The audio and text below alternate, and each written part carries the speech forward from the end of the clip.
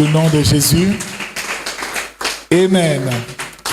Alors, bien-aimés, nous allons poursuivre notre séminaire sur les dons de miracles et nous avons réalisé depuis les dernières fois que le miracle de Dieu est nécessaire dans nos vies.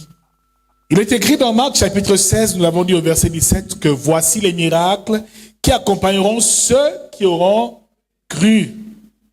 En mon nom, ils chasseront les démons, ils imposeront les mains aux malades, les malades seront guéris, et qu'ils boivent quelques breuvages mortels, cela ne leur fera aucun mal. Voici les miracles qui accompagneront ceux qui auront cru. Alors si tu crois, des miracles doivent t'accompagner. Amen.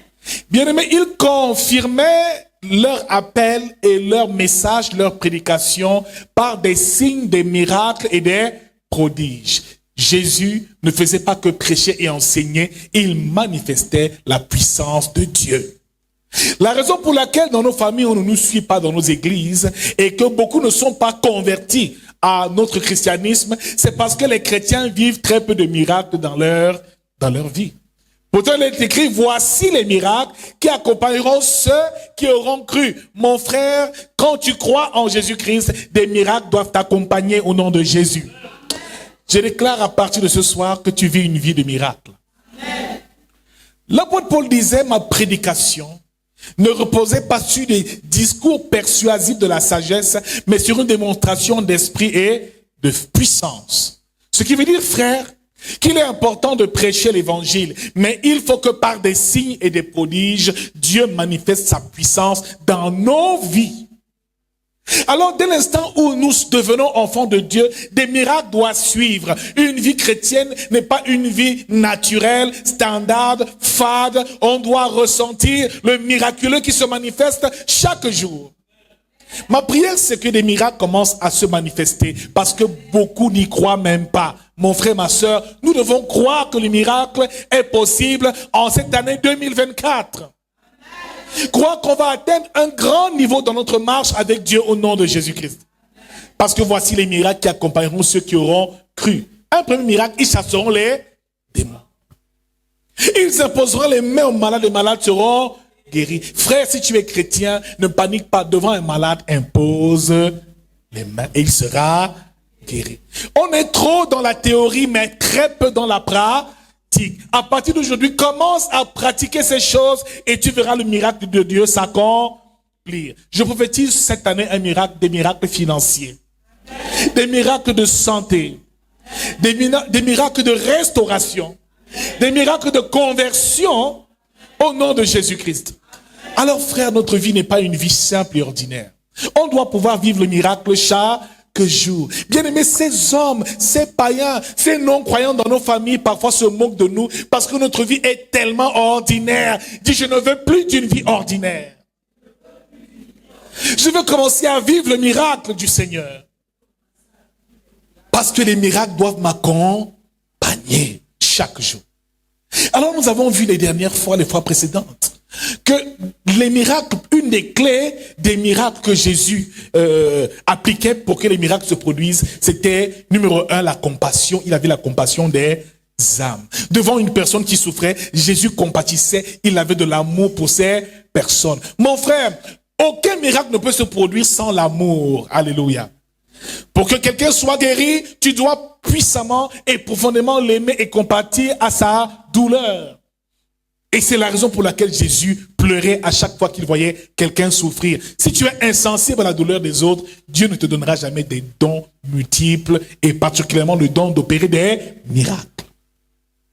Nous avons dit numéro 2 que la deuxième clé qui était utilisée par les disciples après la mort de Jésus pour que les miracles se produisent, c'était le nom de Jésus. Mon frère, si tu ne sais pas que le nom de Jésus doit pouvoir être une clé que tu dois employer tous les jours, mon frère, ma soeur, tu vas énormément souffrir. C'est pour ça que Dieu l'a élevé et lui a donné un nom qui est au-dessus de tout autre nom. De sorte qu'à la mention du nom de Jésus, tout genou fléchit sur terre, sous terre et là-haut dans les cieux. Mon frère, tout nous est accordé aujourd'hui au nom de Jésus. Dans Jean chapitre 1, verset 12, la Bible nous le dit clairement. À ceux qui l'ont reçu, il leur a donné le pouvoir de devenir enfants de Dieu. Ceux qui l'ont reçu et qui ont cru en son nom. Donc pour devenir enfant de Dieu, c'est le nom de Jésus. Il dit, vous recevrez le consolateur que le Père vous enverra en mon nom, dont le Saint-Esprit descend au nom de Jésus. Frère, nous guérissons les malades au nom de Jésus.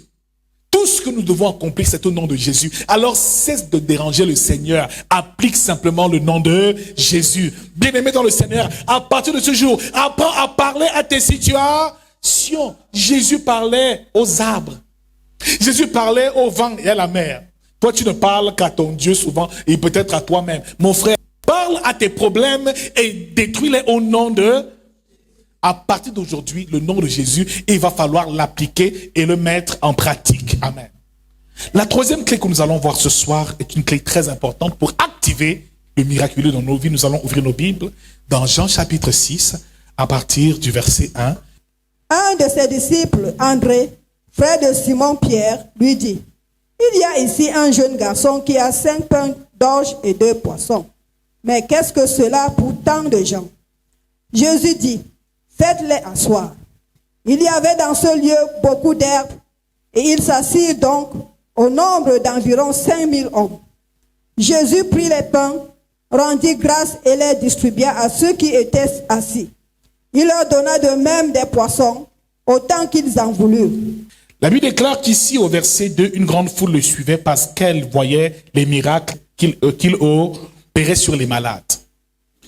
Bien-aimés dans le Seigneur, généralement les miracles ont pour but de gagner les âmes. Tout miracle, tout signe, tout prodige a pour raison principale de toucher le cœur des hommes et de les amener à Jésus-Christ et à Dieu. Parce qu'en voyant le miracle, ils vont croire que notre Dieu est grand, notre Dieu est fort et notre Dieu est puissant. Alors Jésus monta à la montagne et là il s'assit avec les disciples. Bien-aimés dans le Seigneur, au verset 5, ayant levé les yeux et voyant qu'une grande foule venait à lui, Jésus dit à Philippe, où achèterons-nous des pains pour que ces gens aient à manger? Il disait cela pour l'éprouver, car il savait ce qu'il allait faire. Cela veut dire que Jésus a vu toute cette foule le suivre.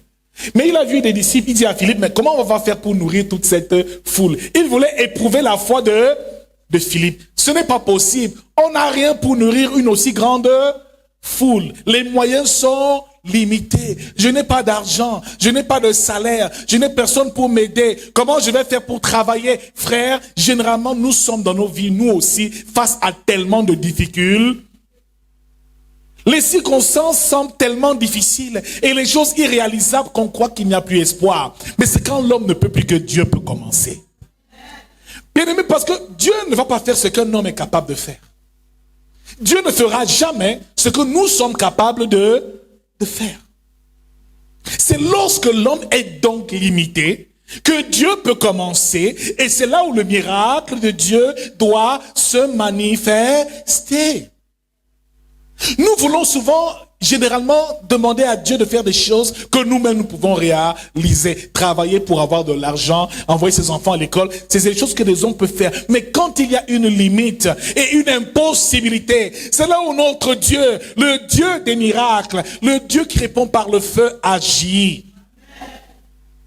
Bien-aimés dans le Seigneur, cette foule était tellement nombreuse. Les disciples ont mis les mains sur la tête, dit c'est pas possible. Comment on va faire? J'ai trop de problèmes. Comment je vais faire pour payer mon loyer cette fin de mois? J'ai trop de problèmes. Comment faire pour envoyer mon enfant aux États-Unis étudier? C'est impossible. Je n'ai ni salaire, ni situation. Mais dis avec moi, avec le Seigneur, tout est possible. Bien-aimé, tout est possible à celui qui croit. Et rien n'est impossible à Dieu. Philippe lui répondit, les pains qu'on aurait pour 200 deniers ne suffirait pas pour que chacun reçût un peu. Un de ses disciples, André, frère de Simon-Pierre, lui dit, il y a ici un jeune homme qui a 5 pains d'orge et 2 poissons. Mais qu'est-ce que cela pour tant de gens? Alléluia. Bien-aimé dans le Seigneur, dans cette foule, Philippe lui fait comprendre que l'argent qu'on a ne peut pas acheter du pain même pour 200 personnes. C'est impossible. Ce sont des milliers qui se trouvent devant nous. Comment on va faire pour les nourrir? C'est là où un des disciples vient lui dire, il y a un jeune homme ici qui a quoi? 5 pains et 2 poissons. Dis encore avec moi, c'est encore pire. Alléluia. Mais bien aimé, ne néglige pas les faits, nous commence. Ne néglige jamais les petites choses. C'est le même Dieu qui a dit à Moïse, quand Moïse lui a dit, comment est-ce qu'ils vont me croire que c'est toi qui m'as envoyé? Dieu lui a dit, qu'as-tu entre les mains? Dieu est capable de changer des petites choses insignifiantes en des choses extraordinaires. Ne néglige pas le petit commerce que tu vas commencer, parce que c'est de là que viendra le miracle. Il faut toujours un petit peu, une petite semence que toi-même tu déposes en terre pour que cela devienne un grand champ et des miracles se produisent. Ne néglige rien de ce que tu trouves insignifiant. Moïse n'avait qu'un petit bâton, mais Dieu lui dit, jette ce bâton par terre. Le bâton se change en serpent. Un miracle se produit parce que Moïse avait 7 verges, mais la négligeait. Nous avons tellement de choses dans nos vies que nous négligeons. Même des gens que nous négligeons, pourtant, ces personnes apportent la grâce de Dieu pour nos vies. Comme cet esclave dans la maison de Naaman le Syrien, qui lui a dit, je connais en Israël un prophète qui peut te guérir de ta lèpre. Mon frère, ne néglige jamais personne. Même un petit enfant peut régler ton problème. Dieu peut envoyer même un petit enfant régler ta situation. Alors sois en bon terme avec tout le monde et honore tout le monde, respecte tout le monde, considère tout le monde. Ne considère pas que les gens de ta classe, non. Au contraire, quelqu'un même d'insignifiant peut te sortir de ta situation. Comme cet esclave a dit à cet homme, ce général de l'armée syrienne, qui a un prophète en Israël qui peut te guérir de cette lèpre. Ce jour-là, il est parti et il a été guéri. Frère, il lui dit, Jésus dit, faites-les asseoir, faites-les asseoir. Tout ce monde-là, faites-les asseoir. Alléluia. Ils ne doivent pas rester debout, ils doivent premièrement s'asseoir. Alléluia. On s'assoit généralement pourquoi? Pour recevoir l'instruction. Alléluia. S'asseoir est un signe de soumission et d'obéissance. Alléluia. Aucun miracle n'est permis et n'est possible dans ta vie si tu ne sais pas t'asseoir. Viens t'asseoir à l'église. Assieds-toi sur ton siège et laisse le Seigneur t'instruire et transformer ta vie. Frère, il devait d'abord commencer par une chose, par s'asseoir. Beaucoup sont ici, mais ils ne sont pas assis. Ils ne reçoivent pas l'instruction. Ils ne sont pas fidèles. On compte le nombre de fois par mois où ils viennent à l'église. Tout commence par s'asseoir. Tant que tu n'es pas assis, le miracle n'est pas possible. Alléluia. Alors nous gagnons bien nous asseoir. Un peu comme Marthe et Marie aimaient s'asseoir auprès de Jésus. Les disciples aimaient s'asseoir pour recevoir son instruction. Frère, lorsqu'ils sont assis, ils sont prêts à recevoir l'instruction, la parole de Dieu. Mais aussi, pendant qu'ils sont assis, le miracle va se produire. Soyons fidèles à l'église. Soyons assis dans le temple. La Bible déclare dans Actes chapitre 2 qu'ils étaient assidus au temple. Ils rompaient le pain ensemble, avec gaieté de cœur, avec action de grâce. Ils étaient constants et fidèles au temple. Leur vie, c'était dans l'église, ce n'était plus ailleurs. Moi, ma vie n'est pas ailleurs. C'est ici ma vie. Les plus beaux moments de ma vie, c'est ici. Parce que c'est ici le commencement du royaume. Le royaume commence ici. Et bien aimés, les frères et sœurs sont ceux avec qui je vais manger. Lorsque nous assisterons aux noces de l'agneau au ciel, nous serons ensemble. Donc ne néglige pas des moments de communion fraternelle. Des moments où on se retrouve ensemble pour partager la parole. Il leur dit, asseyez-vous. Il y avait dans ce lieu beaucoup d'herbes. Ils s'assirent donc un nombre d'environ 5000 hommes. 5000 hommes. Jésus prit les pains. Avec seulement 5 pains et 2 poissons, Jésus a pu nourrir 5000 hommes. Le secret que nous allons voir ce soir pour activer le miracle dans la vie du croyant et dans la vie d'un chrétien est tout simplement, numéro 3, le troisième secret, la puissance ou le pouvoir de l'action de grâce. La chose qui a activé ce miracle, c'était que Jésus, étant assis, a demandé à ce jeune homme de lui donner seulement le peu qu'il a.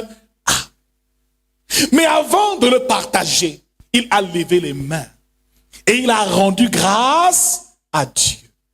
Bien-aimés, la troisième clé du miracle dans nos vies se trouve dans ce qu'on appelle l'action de grâce. Dis à ton voisin, l'action de grâce. Le premier pouvoir de l'action de grâce, frère, c'est celui de la multiplication. Le fait de rendre grâce à Dieu à chaque fois qu'on est dans le besoin active le miracle dans ta vie. La plupart des chrétiens souffrent parce qu'ils ne savent pas que l'action de grâce a un rôle important dans nos vies. Éphésiens chapitre 5 au verset 20 nous dit: rendez continuellement grâce à Dieu le Père en toutes choses au nom du Seigneur Jésus-Christ. Donc nous devons vivre dans l'action de grâce continuellement. On doit prier avec action de grâce. On doit donner avec action de grâce. On doit louer avec action de grâce. Tout ce qui doit s'accomplir doit être avec action de grâce. Rendez continuellement grâce en toutes choses à Dieu le Père au nom de notre Seigneur Jésus-Christ.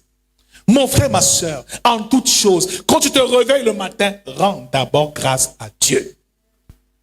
Avant de te coucher, rends d'abord grâce à Dieu. Avant de prier et de demander quoi que ce soit au Seigneur, rends d'abord grâce à Dieu parce que l'action de grâce a un pouvoir. Bien-aimé, à la place de Jésus, certainement beaucoup allaient se plaindre. Oh, 5 pains Seigneur, 2 poissons, je vais faire comment? La plupart du temps, nous nous inquiétons. Nous posons les mauvaises questions.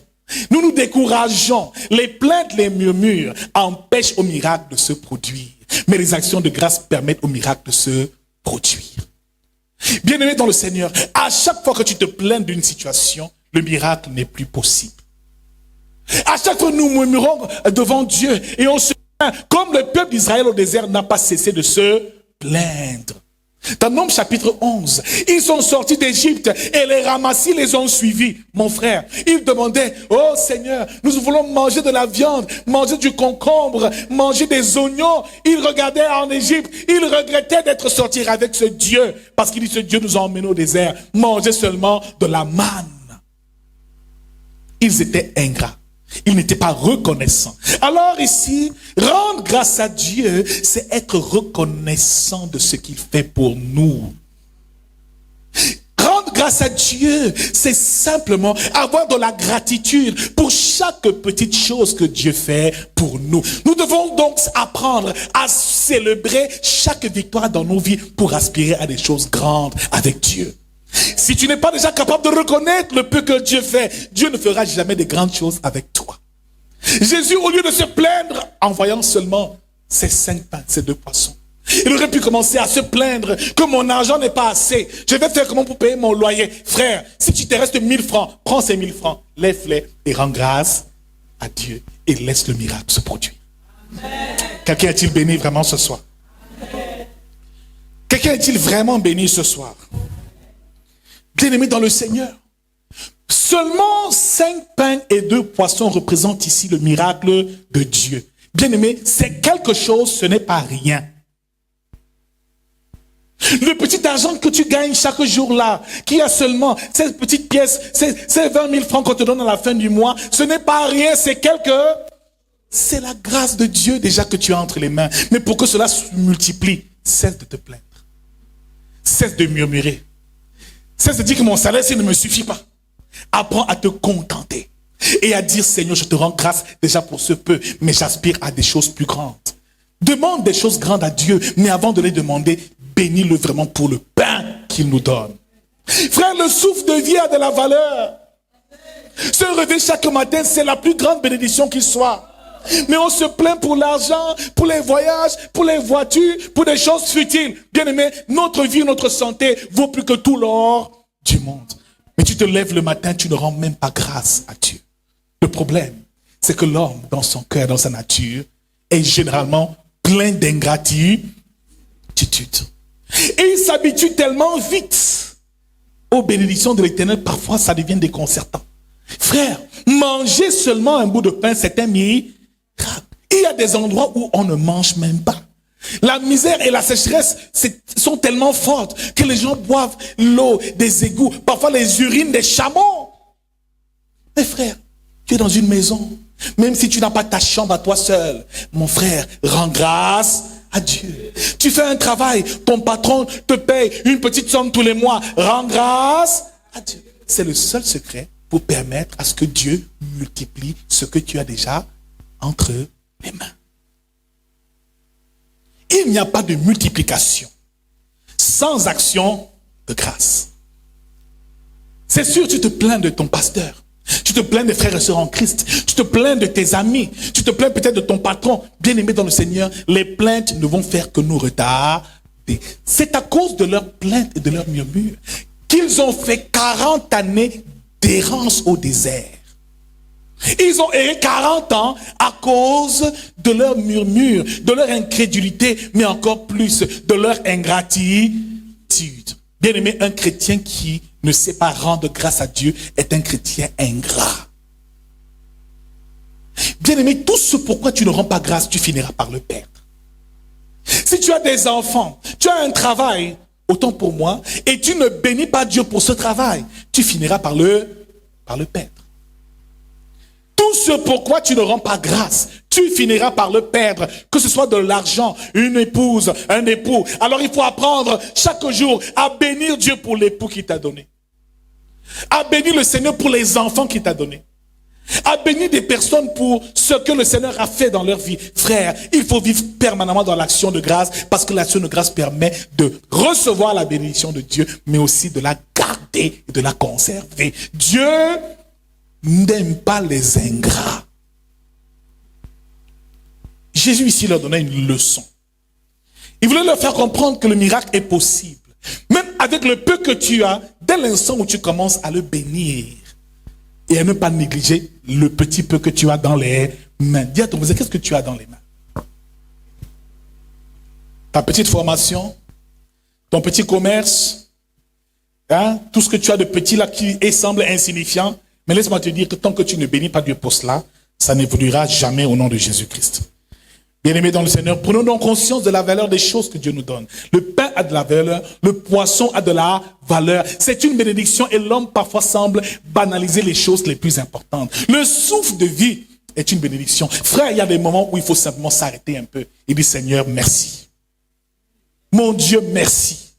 Quand il t'a permis d'avoir ta licence, tu n'as pas rendu grâce à Dieu. Il t'a permis d'avoir peut-être un enfant, tu n'as pas rendu grâce à Dieu. Il te permet d'avoir un mari, mais là tu te plains, je veux un travail, Seigneur, mais bien-aimé, tu as des dettes auprès du Seigneur. En toutes choses, nous devons continuellement rendre grâce à Dieu. Pour le travail, tu rends grâce. Il y a donc ce qu'on appelle des moyens de rendre grâce à Dieu par des offrandes qu'on appelle des offrandes d'action de grâce. Il y a des sacrifices d'action de grâce. Il y a des louanges d'action de grâce. Il y a des témoignages d'action de grâce. Frère, il y a des moyens de rendre grâce à Dieu. Mon frère, ma soeur, faisons bien attention. Parfois, Dieu veut nous bénir, mais à cause de la dureté de nos cœurs, à cause de notre ingratitude, cela pose un problème. Dis à quelqu'un, à partir de maintenant, rends grâce à Dieu. Et généralement, le problème qui fait que nous ne rendons pas assez grâce à Dieu, c'est qu'on a seulement les yeux rivés et fixés sur nos problèmes et non sur ce que nous avons déjà. Bien-aimés, nous pensons seulement à ce qui nous manque. Et on oublie ce que Dieu nous a déjà donné. Pendant que toi tu as des enfants et tu les négliges, d'autres soupirent parce qu'ils veulent avoir les enfants que tu as. Tu n'as peut-être pas de travail pour le moment, mais Dieu nourrit les oiseaux du ciel, il nourrira tes enfants. Mais pour que tu aies du travail, rends grâce à Dieu pour tout ce que tu possèdes déjà. Seigneur, je ne cesserai pas de te rendre grâce pour mes enfants, pour mon épouse, pour ma famille, pour mes projets, parce que quand je vais les perdre, je saurai que c'est difficile. Certains ont la grâce et la négligent. Samson, le grand Samson, était oint par l'Esprit de Dieu. Il négligeait tellement l'action de grâce, il ne savait même pas prier pour rendre grâce à Dieu. Jusqu'au jour où les Philistins par délit ont coupé les 7 tresses qu'il avait sur la tête et il a perdu sa force. Frère, c'est quand il a été percé, on a crevé ses yeux qu'il a réalisé la grâce qu'il a perdue. Mon frère, n'attends pas de perdre quelque chose d'important avant de demander à Dieu de t'aider. Pour concéder cette chose, rends grâce à Dieu tous les jours et prie. Donne ce qu'on appelle des offrandes d'action de grâce. Fais même des sacrifices d'action de grâce. Mon frère, des sacrifices d'action de grâce. Un sacrifice d'action de grâce, c'est ce qu'on offre à l'Éternel avant même que le miracle ne se produise.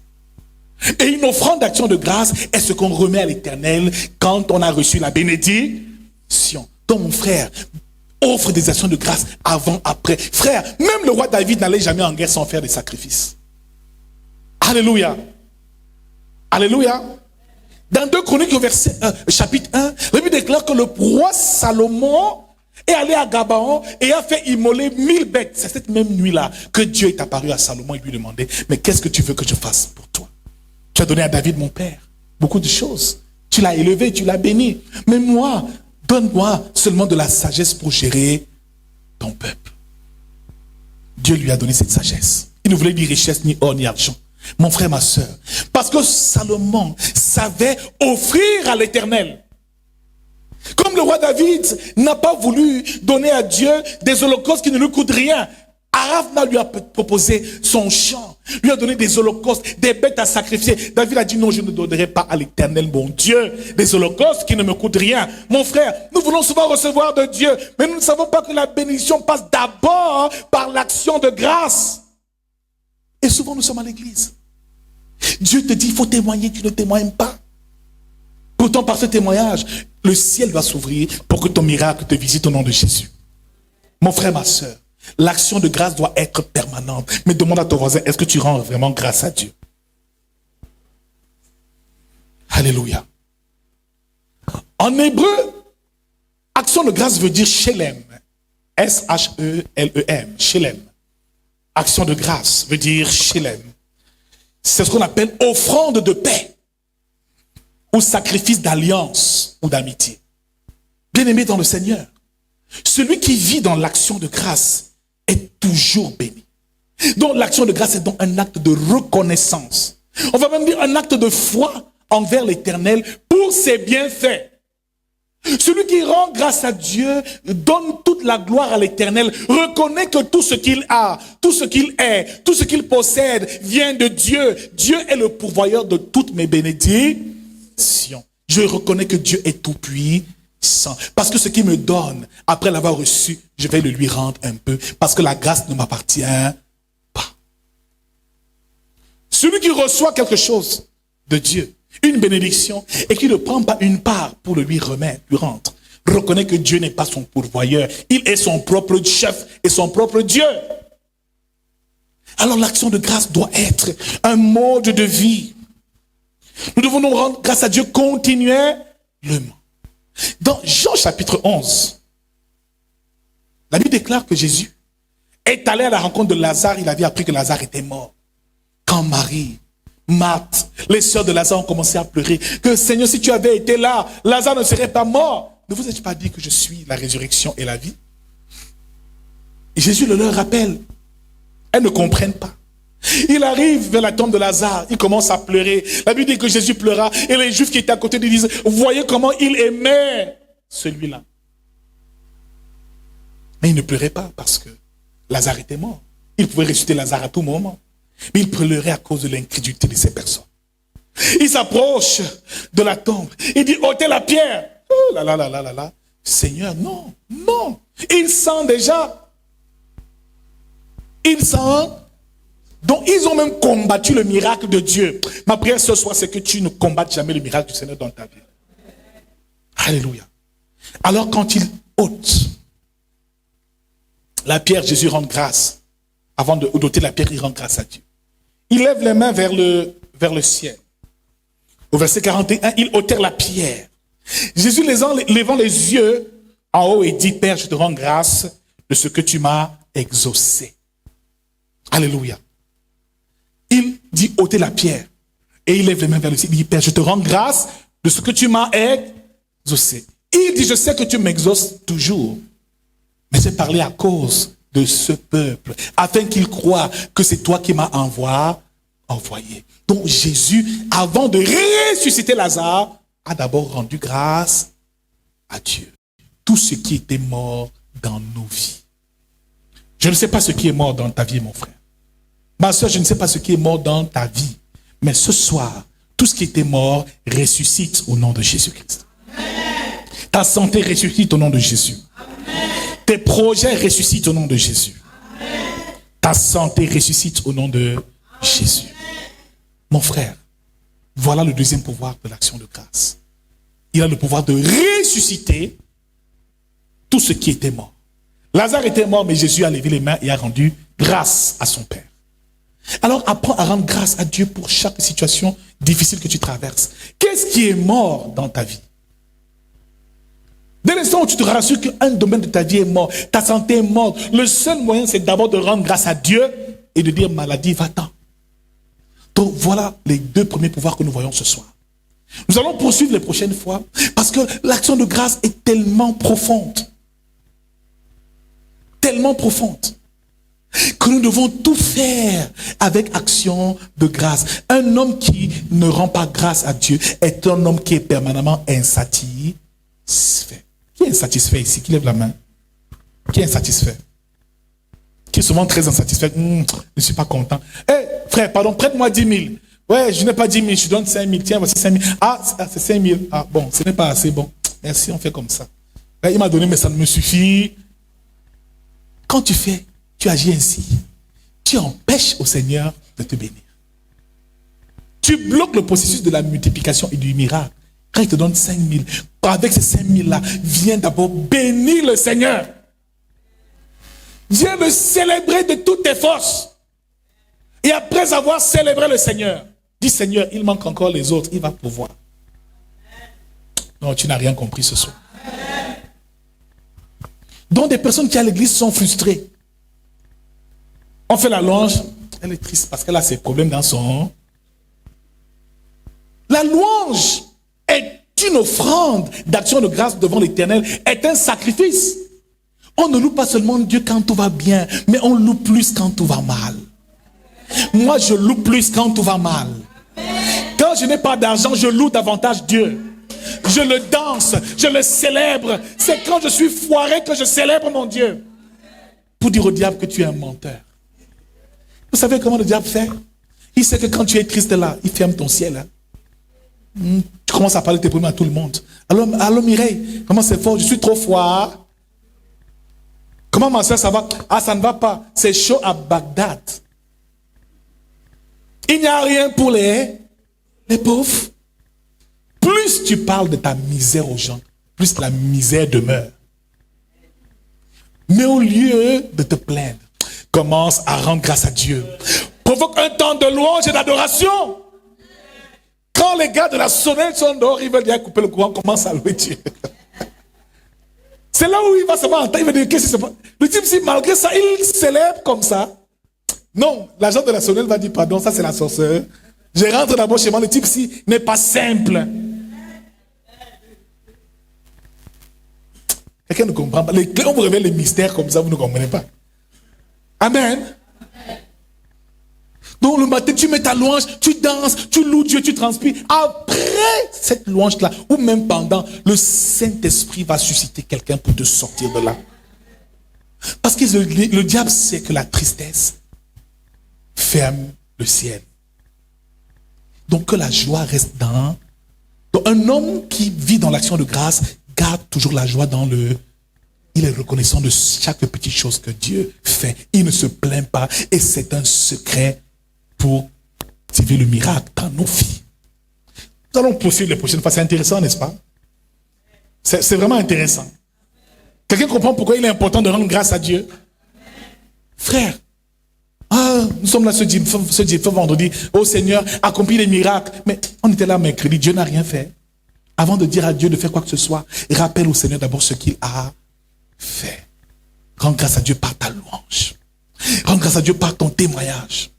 Il y a la prière d'action de grâce. Il y a des fois, on ne prie pas seulement pour demander, on prie aussi seulement pour dire merci, Seigneur.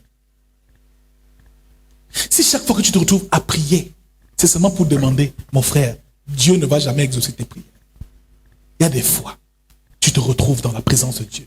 Seulement pour dire, Seigneur, je te bénis. Ce soir, je ne veux pas demander quelque chose à Dieu. Il m'a dit, déjà il y a quelques jours, que ce mois, c'est le mois de l'action de grâce. Tous ceux qui font les actions de grâce ce mois-ci seront exaucés et seront bénis. Parfois, tu peux veiller toute une nuit à juste bénir le Seigneur. Seigneur, je veux seulement veiller dans ta présence. C'est mon offrande de ce mois. Bien-aimés dans le Seigneur.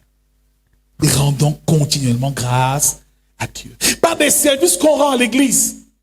Tu viens faire le ménage. C'est un moyen pour toi de dire à Dieu, je te rends grâce pour ce que tu fais pour moi. Je suis reconnaissant. Quand tu es un parent et que ton enfant ne te dit jamais merci, ça décourage. Certains chrétiens ont ce problème. Tous les jours. Seigneur, donne-moi l'argent. Seigneur, mon enfant. Seigneur, mon mariage. Bien aimé, moi, un ami qui me demande tous les jours, je vais le fuir. Toi, là, tu vas faire comment si on te demande tous les jours? Dès que tu l'aperçois seulement, tu vas prendre ta roue. Puis c'est quand tu vas la voir, elle va vouloir te prélever. Donc tu sais que celle-là, quand je la vois, pardon, donne-moi, tu n'as pas 200 là. Pardon, tu n'as pas 2000 là, mon frère. S'il te plaît, donne-moi 5000. Donc chaque fois qu'il te voit, il te demande de... Le jour où il frappe, c'est qui? C'est Alphonse. Je sens que là, c'est compliqué. Tu me dis, dis-lui que je ne suis pas là. Donc voilà comment Dieu se comporte avec nous.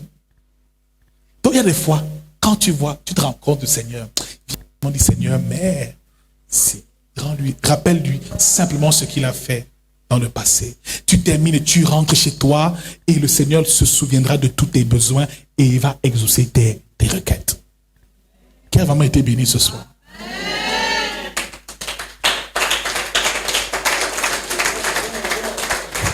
Alléluia. Donc moi, quand je viens à l'église, je viens à l'église le servir avec action en souvenir de ce que le Seigneur a accompli à la croix par amour pour moi. Avec tout ce que le Seigneur a fait dans ma vie depuis que j'ai commencé à le servir, à le suivre. Bien aimé, parfois je ne peux pas venir à l'église. Parfois je n'ai pas envie de venir à l'église. Hein. Mais quand je me rappelle, et l'homme oublie vite. L'homme oublie très vite. C'est toi qui as eu ton mariage il y a 1 mois. Tu commences à dire, Seigneur, maintenant, je veux voyager. Tous les jours, on a des requêtes. On oublie de rendre grâce à Dieu. Frère, quand je viens, je dis, Seigneur, je me souviens quand même de ce que tu as fait pour moi. Je ne peux pas manquer un culte. Ce n'est pas possible. Je vais servir mon Dieu fidèlement jusqu'à ma mort. Seigneur, parce que je suis reconnaissant. Ce soir, on va seulement être reconnaissant. Dimanche, reconnaissant. Tout au long de ce mois, c'est dans un esprit d'action de grâce. Avant une grande bataille, apprends à venir rendre grâce à Dieu, à déposer même une action de grâce. Tu veux que Dieu fasse le miracle, mais tu ne viens rien là. Tu n'apportes il n'y a aucune action qui accompagne ce que tu... Avant que David aille en guerre, il faisait d'abord des sacrifices, et quand il allait en guerre, l'Éternel l'accompagnait. Mon frère, apprenons à faire ces choses, frère. Parce que si on dit que donner l'offrande, parfois même tu témoignes, tu ne donnes aucune offrande, parfois ça me fait rire. Si tu veux grandir dans la gloire, dans l'élévation, grandir dans ton niveau de sacrifice et d'action de grâce.